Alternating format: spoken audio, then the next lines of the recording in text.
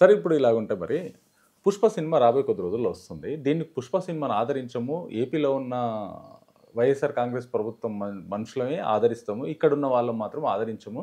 దీనికి అగెనిస్టు బయట రాష్ట్రాలు ఎక్కడైనా రన్ చేసుకోండి, మా దగ్గర రన్ చేసుకోకూడదు అని చెప్పేసి, దీనికి వ్యతిరేకం అని చెప్పేసి మాట్లాడారు. ఎందుకంటే అప్పుడు ఆయన వైఎస్ఆర్సీపీ ప్రచారానికి రావడం జరిగింది నంద్యాలకి. ఇక్కడ పవన్ కళ్యాణ్ గారి ఫ్యాన్స్ అగెనిస్ట్ ఉన్నారు. ఆంధ్రప్రదేశ్లో సినిమా రిలీజ్ అవుతుంది అంటారా? రిలీజ్ అవుతుందా? ఏంటి అసలు ఇది? ఈ సినిమాలో స్టఫ్ ఉందనుకోండి, సినిమా నిజంగా అంత స్థాయి పాన్ ఇండియా స్థాయి అయినప్పుడు మన బీహార్లోనే ఆ ఓపెనింగ్ ఫంక్షన్ చూడండి ఎలా ఉందో. ఒక డిప్యూటీ చీఫ్ మినిస్టర్ ఎగేసుకుని వచ్చాడు కదా. రాజకీయ నాయకులకు కన్సిస్టెన్సీ ఎక్కడ ఉంది సార్? బీహార్లో నితీష్ కుమార్ గవర్నమెంటే కదా. రేపు పొద్దున అక్కడి నుంచి ఫోన్ వచ్చింది అనుకోండి, వీళ్ళు అసలు నాకు తెలియక అడుగుతారు సార్. చిరంజీవి గారి కుటుంబంలో చిరంజీవి గారిని కాదని ఎవరైనా ఉన్నాడు? అల్లు అర్జున్ గారు చిరంజీవి కాదని మీసాల మేలేసి అంత స్థాయి ఆయనకుందా? ఆయనే చెప్పడు. ఇప్పుడు మళ్ళాటోడి మీద ఆయన కోపం పడిపోతుండే ఫంక్షన్లు ఏవి పెట్టి చిరంజీవి గారు అంటారని. అలాంటి వాళ్ళు వాళ్ళంతా ఏంటంటే ఇది ఒక బిస్కెట్ వ్యాపారం సార్. ఇది సినిమా కాబట్టి వాళ్ళిద్దరు కొట్టుకున్నట్టు ఏటో మరి ఏదో డైలాగ్ ఉంటుందిలే పవన్ కళ్యాణ్ మీద, లేదంటే ఏటో ఉంటుందిలే.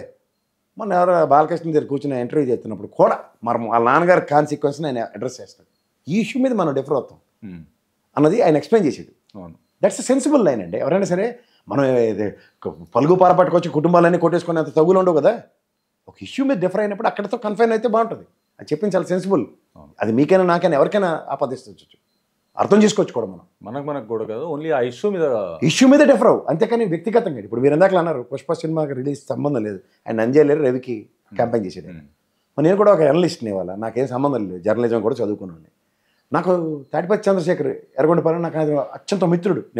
నేను మోర్ దెన్ ఇయర్స్ ఫ్రెండ్స్. అతనికి సీట్ వచ్చింది, అతను నేను అక్కడికి వెళ్ళి నియోజకవర్గంలో నేను పనిచేసిన ఉదంతాలు ఉన్నాయి. సో ఈ ప్రధానికి దానికి ఏ విధంగా అలైన్మెంట్ ఉంటుందండి? వ్యక్తిగతం వేరండి, వ్యక్తి వేరు, పార్టీలు వేరు. ఇప్పుడు స్టార్ క్యాంపెయినర్ అని చెప్పి మొత్తం వైఎస్ఆర్సీపీకి అంతా అల్లు అర్జున్ గారు తిరిగారు అనుకోండి, అప్పుడు మీరు అన్నది కరెక్ట్. ఫ్రెండ్షిప్లో అతను ఇండివిజువల్గా అతని కోసం ఎవడైనా మేము ఎలాంటి వాడైనా ఒక మెట్టు దిగడం, ఒక మెట్టు ఎక్కడం ఏమన్నా. నాకు తెలుగుదేశంలో బోల్ మంది మిత్రులు ఉన్నారు, వైఎస్ఆర్సీపీలో బోల్ మంది మిత్రులు ఉన్నారు, జనసేనలో మిత్రులు ఉన్నారు. ఏం దానికి ఇప్పుడు టీవీ డిబేట్లో మేము అందరూ బయటకు వచ్చి చాలాసార్లు మాట్లాడుకుంటాం పర్సనల్గా చాలా విషయాలు ఒకరితో ఒకరు రెస్పెక్ట్ ఇచ్చారు. అక్కడ అయిపోయిన తర్వాత బయటకు వచ్చి కూర్చొని కాఫీ తాగడం. నాకు బీజేపీ, నేను నిజంగా ఐ హేట్ బీజేపీ, అందరికీ తెలుసు విషయం. కానీ నాకు బీజేపీలో ఉన్న వాళ్ళందరూ చాలా మంది మంచి మిత్రులు ఉన్నారు. ఫ్రెండ్స్ ఈజ్ ఇంపార్టెంట్ కదా, మనకు పడతలేదు ఆ టాపిక్. That's it. అక్కడ ఆ పాయింట్ మీద అక్కడ డిఫర్ అవుతాం సార్. That's it. నేను పార్టీ నీ విధి విధానాలకి నా విధి విధానాలకి అలైన్మెంట్ లేదు అని చెప్పి ఖచ్చితంగా మనం డిఫర్ అయ్యే మాట్లాడతాం. దాని అర్థం ఏంటి, వీళ్ళిద్దరూ కత్తి పలుగు పార తీసుకుని ఎప్పటి నుంచి కొట్టుకు చేస్తున్నారు అన్న కంటెన్షన్లో అవతల ఉంటే అది వాళ్ళ ప్రాబ్లం. ఒకసారి ఒక ఉదంతంలో నేను ఒక హోటల్లో భోజనంకి అతను వచ్చాడు మిత్రుడు, భోజనం చేసి బయటకు వస్తుంటే ఎవరో అతను చూసి, సార్ అంతలా కొట్టుకుంటారు మీరు డిబేట్లో, అదేంటండి అంటే, అదేంటి దట్ ఈస్ ఫ్రెండ్షిప్ అంతే. అందువల్ల హోటల్లో ఫ్యామిలీ పరంగా వెళ్ళాం, భోజనాలు చేసి బయటకు వచ్చాం, దిస్ ఈజ్ ఫ్రెండ్షిప్. బట్ అక్కడ ఆ పాయింట్ డిఫర్ అవుతాం, ఖచ్చితంగా విభేదిస్తాం, దాని గురించి ఆర్గ్యుమెంట్స్ ఉంటాయి, అందులో మంచి ఉంటుంది, చెడు ఉంటుంది, తీసుకునే విధానాల్లో ఉంటుంది. నేనే తప్పవచ్చు, అది కన్విన్స్ చేసే విధానంలో ఉంటుంది, డెఫినెట్లీ కన్విన్స్. నేను ఒక ఇన్స్టిట్యూట్ 25 సార్లు చెప్తున్నాను. నేను సాక్షి డిబేట్లో కూర్చొని ఒక ఫిగర్ చెప్పాను, 0 ఎక్కువ చదివాను. నెక్స్ట్ ఆయన కందుల రమేష్ గారు ట్వీట్ చేశారు, ఇది బయాస్డ్గా ఎలా ఇస్తారు. నేను అదే డిబేట్లో నెక్స్ట్ డే కూర్చొని నేను నా తప్పును ఒప్పుకున్నాను. అవును, తప్పే ఉంది సార్ దాంట్లో. ఇప్పుడు మనుషులమే, ఇప్పుడు ఈవెన్ పేపర్లో కూడా అచ్చు తప్పులు ఉంటాయి, కొన్ని ఏదో సవరిస్తారు, అప్పుడు ఒక మనోభావాలు ఇందాక చెప్పినట్టు వాళ్ళు ఖచ్చితంగా ఆ స్టేట్మెంట్ విత్డ్రా చేసుకుంటారు. దిస్ ఈజ్ నాట్, ఇది కరెక్ట్ న్యూస్ అని నెక్స్ట్ డే వేస్తారు, తప్పు సవరించబడింది ఎస్టర్డేస్ న్యూస్ అన్న దాని మీద. అలా ఇచ్చుకునే వెసులుబాటు మనకు రాజ్యాంగం పరంగా ఉన్నప్పుడు భావ ప్రకటన స్వేచ్ఛ ఉన్నంటే, as long as you are not misutilizing it, everything is straight. But భావ ప్రకటన స్వేచ్ఛను ఎప్పుడైతే మిస్యూటిలైజ్ చేస్తుంటావో దానికి కాన్సిక్వెన్సెస్ ఉంటాయి. సరే, ఇప్పుడు గత 5 సంవత్సరాలుగా ఏదైతే విఫలమైందో ఆంధ్రప్రదేశ్, దాన్ని ఇప్పుడు సెర్చ్ చేస్తున్నాము. సెంట్రల్ నుంచి మేము నిధులు తీసుకొస్తున్నాము, రవాణా వ్యవస్థ కానీ, ఎయిర్పోర్ట్ వ్యవస్థ కానీ, రకరకాల రోడ్స్, వాటర్ సంబంధించిన నిధులు ఏవైతున్నాయో ఇప్పటిదాకా వాళ్ళు తీసుకురాలేదు, మేము తీసుకొస్తున్నాం అని చెప్పేసి పవన్ కళ్యాణ్ గారు ఢిల్లీలో ఉండి మీటింగ్స్ అన్నీ ఇవన్నీ చేసి జరుగుతుంది. వెంట ప్రెస్ మీట్లు కూడా వాటి డీటెయిల్స్ ఎక్స్ప్లెయిన్ చేయడం అవుతుంది. జనాల నుంచి అప్పుడు ఫెయిల్ అయినాము, ఇప్పుడు సక్సెస్ అవుతామేమో, ఇది ఎంతవరకు తీసుకోవచ్చు? ఇది జరిగే పనుల, జరగని పనుల పవన్ కళ్యాణ్ గారు చేసేటి? ఏ ప్రభుత్వాలు ఉన్నాయి? చంద్రబాబు నాయుడు గారే గత ప్రభుత్వంలో 29 సార్లు ఆయన ఢిల్లీ లేడు, జగన్మోహన్ రెడ్డి గారు 2 సార్లు ఢిల్లీ లేరు, లెక్కలు ఉన్నాయి. అవుట్కమ్ చెప్పండి రాష్ట్రానికి. రాష్ట్ర విభజన సమస్యలు ఈ రోజు దాకా ఒకటే తీరిందా? మీరే చెప్పండి. ముఖ్యమంత్రులు నిన్న కాక మొన్న అయిన కొత్త ముఖ్యమంత్రులు ఎవరు? రేవంత్ రెడ్డి గారు, చంద్రబాబు నాయుడు గారే కదా. అవును. వేదికగా కూర్చుని మాట్లాడుకున్నారు. ఏమైంది అవుట్కమ్? ఇప్పటికి చెప్పండి. నీళ్ళు విషయం కానీ డబ్బుల విషయంలో కానీ. ఉదాహరణకి ట్రూప్ ఛార్జీలు పెంచుతారు ఎలక్ట్రిసిటీ. తెలంగాణ నుంచి బకాయిలు ఎంత ఉన్నాయి మనకి? దగ్గర దగ్గర 7,000 కోట్లు బకాయిలు ఉన్నాయి. ఈ బకాయిల మీద ఏమైనా కేంద్ర ప్రభుత్వ బృహత్తర ప్రణాళిక ఏమైనా వేసి అట్లీస్ట్ దీనికి గ్రాంట్ కింద ఇచ్చేస్తున్నాం, రాష్ట్ర విభజన సమస్యలు ఇవాళ ఇలా తీరుస్తున్నాం అని చెప్పిందా? చెప్పలేదు. ఆ? జరగాలి. ఇప్పుడు పోలవరం అథారిటీ ఉందండి. ఎగ్జాంపుల్ నీళ్ళు గురించి చెప్పారు కాబట్టి పోలవరమే కదా మనకి జీవనాడి. అక్కడ ఆంధ్రప్రదేశ్ దానికి అన్న పూర్ణ నాకు తెలియకడుతా. చంద్రబాబు నాయుడు గారు 72% పోలవరం క్లెయిమ్ చేసుకున్నారు. ఆయన కట్టారు, ఒప్పుకుందాం. డయాఫ్రమ్ వాల్ డ్యామేజ్ అయింది. ఇప్పుడు డయాఫ్రమ్ వాల్ డ్యామేజ్ అయింది, ఎవరి ప్రాబ్లం అండి అది? పోలవరం అథారిటీ అక్కడ ఏడిచింది కదా. అక్కడ పోలవరం అథారిటీ వాళ్ళు ఏం చేస్తున్నారు? ఈయన చంద్రబాబు నాయుడు గారు కాంక్రీట్ వేసిండంటే కాంక్రీట్ వేసేసి, దిమ్మ కట్టండి దిమ్మ కట్టేసి, ఈ బ్రిడ్జ్ కట్టిండంటే బ్రిడ్జ్ కట్టిండి అని అనుకున్నారా? ఇప్పుడు కాళేశ్వరం ప్రాజెక్ట్ ఉంది. ఇది నిజంగా చెప్పాలంటే కేసీఆర్ గారు చుట్టూ తిరిగిన ప్రాజెక్ట్ అది. But Kaleshwaram project development authority ఒకటి ఉంది. వాళ్ళ ఆధ్వర్యంలో, ఆ ఇంజనీర్లు నిపుణుల ఆధ్వర్యంలో కట్టిన డ్యామ్ అది. ఆయన ఆ ప్లేస్ అవ్వచ్చు, ఈ ప్లేస్లో కట్టండి, ఈ నీళ్ళు ఇలా పంపు చేద్దాం, ఇవన్నీ ఆయన కాన్సెప్ట్ అవ్వచ్చు. బట్ ఎగ్జిక్యూషన్లో ఉన్న ప్రాబ్లమ్స్. ఇప్పుడు తాపీ మేస్త్రి ఉంటాడు, ఆడికి ఎన్ని తట్ల సిమెంట్ వేయాలి, ఎంత వేసుకేయాలి, అంత నీళ్ళు వేసి కలపాలో ఆడికి తెలుస్తుంది. అంతేకాని మేము వాళ్ళది ఏదో సిమెంట్ తీసుకొచ్చాం కాబట్టి అది తగలడిపోయింది కాబట్టి కాఫీ మేస్త్రికి సంబంధం లేదు, ఆ సిమెంట్ ఉడికి తప్పంటే. కాఫీ టీ పెడుతూ ఉంటుంది ఇంట్లో పని అమ్మాయి, పాలు ఇరిగిపోయిన పాలు అని దానికి తెలియకపోతే ఇంకెందుకంటే అది. అలా నీకు ప్రాజెక్ట్ డిపిఆర్ ఏదైతే ఇస్తున్నారో దానికి అకార్డింగ్ టు ద డిపిఆర్ నడుస్తుందో లేదో అన్నది అథారిటీ బోర్డు వాళ్ళ పర్యవేక్షణలో ఉంటుంది.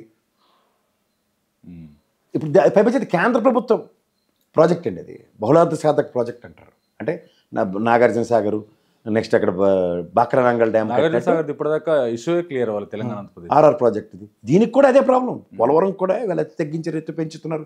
ఈ పెట్టకథలని దేనికి అనుకుంటున్నారు? వెనకాల ఆర్ఆర్ ప్యాకేజ్ ఎగ్గొట్టడానికి. ఆర్ఆర్ ప్యాకేజ్ మీద క్లారిటీ ఇవ్వరు. ఎవరు ఇవ్వాలి? అది కేంద్ర ప్రభుత్వం ఇవ్వాలి. అయితే విశాఖ రైల్వే జోన్ రేపు పొద్దునట నరేంద్ర మోడీ గారు వస్తారట, అప్పుడట శంకుస్థాపనట. ఏం రాబాయ్?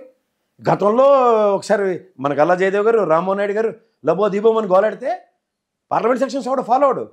అప్పుడు పోలవరం ఇది రైల్వే జోను ఇది ఆల్రెడీ పాత ప్రాజెక్టే కంటిన్యూ చేస్తామని చెప్పి మమ అనిపించి తప్పించుకున్నారు.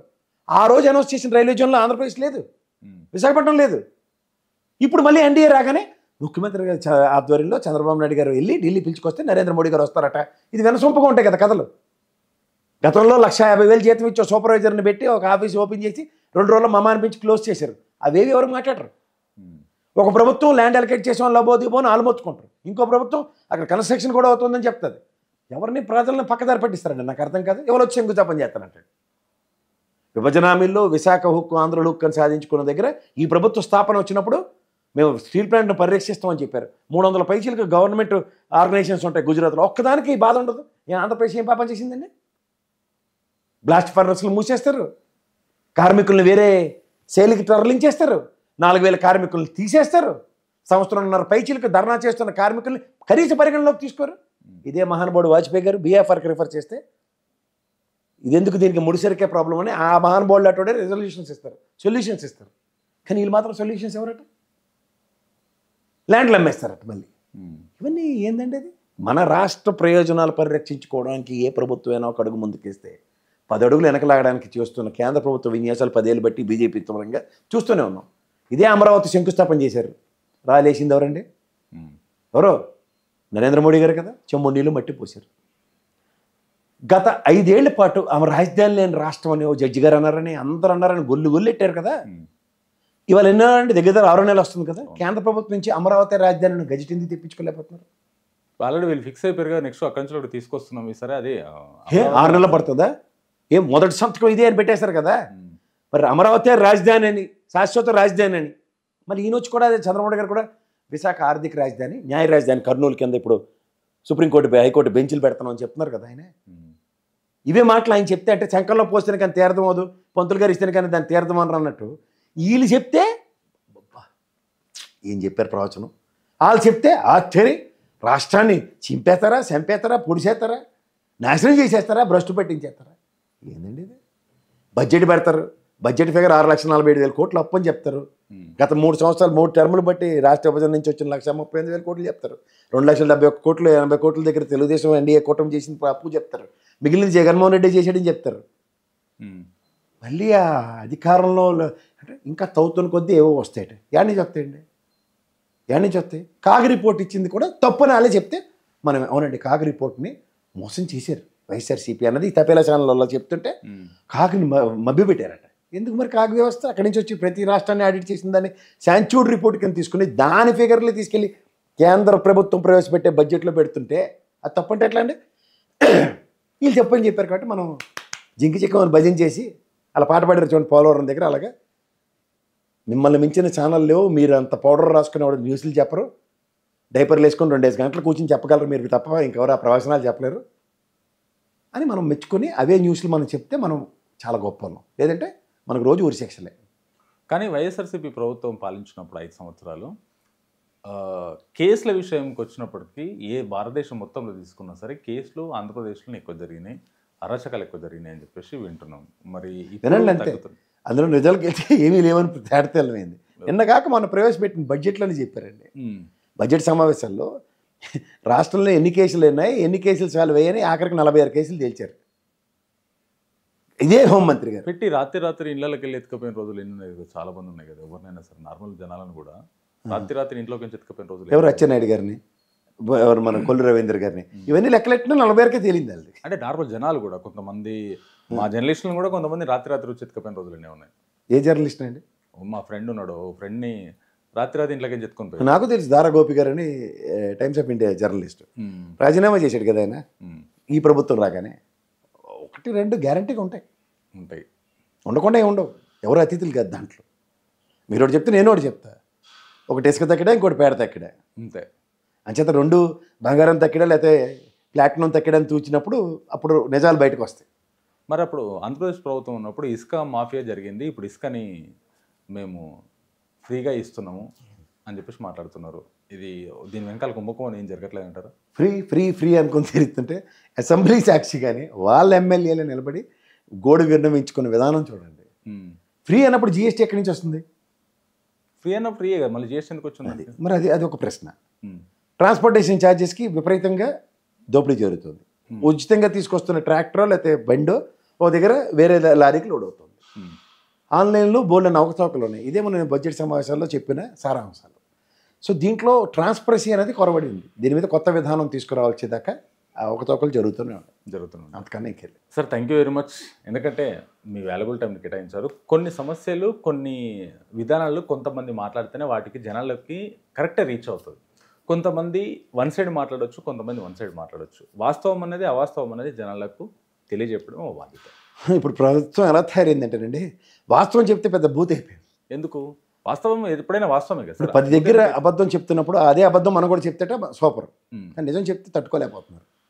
వాస్తవం అది క్లియర్గా ఉంటుంది. నిజాన్ని దాచిపెట్టినా దాగదు కదా. మనం ఇప్పుడు ఉదాహరణకి మొన్న మహానాడు లాంటివి ఎన్నో కండక్ట్ చేసిన చంద్రబాబు నాయుడు గారు కూడా ఆ బస్సులన్నీ బోల్డ్ డబ్బులు వృధా అయిపోయి వైఎస్ఆర్సీపీ గవర్నమెంట్లో సిద్ధం సభలకు తీసుకు అదే అసెంబ్లీ వేదికగా వాళ్ళు చెప్పిన సమాధానం. ఇవన్నీ అశ్వత్థామ అత కుంజన అన్నట్టుగా చిన్నగా వినబడుతున్నాయి. నిజాలు అన్నవి ఎప్పుడైతే ప్రజల్లోకి వెళ్తాయో అవి వాస్తవాల్ని గర్హిస్తారు. నిన్న చూడండి నాదెళ్ల మనోహర్ గారికి ఒక రైతు తన ఆక్రందన ఎలా వెళ్ళబడించుకుంటాడు.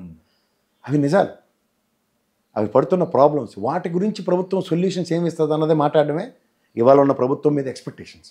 ఇవి ఎప్పుడైతే లేకపోతే ఇది ప్రజాస్వామ్యం అండి. ఇవాళ కాదు రేపు డెసిషన్స్ ఆర్ ఇన్వర్టబుల్, మన చేతిలో లేవు అవి. అది గ్రహించుకోగలిగితే ఎవరికైనా సరే జరుగుబాటు అంత సుఖం లేదని చేరి కనబడగానే సుఖపడిపోతున్నాం అనుకుంటారు. అవి చాలా తాత్కాలికం, ఇవి రాజరిక వ్యవస్థలు కాదు. మీ వాల్యుబుల్ టైం కేటాయించినందుకు చాలా థ్యాంక్ యూ సార్.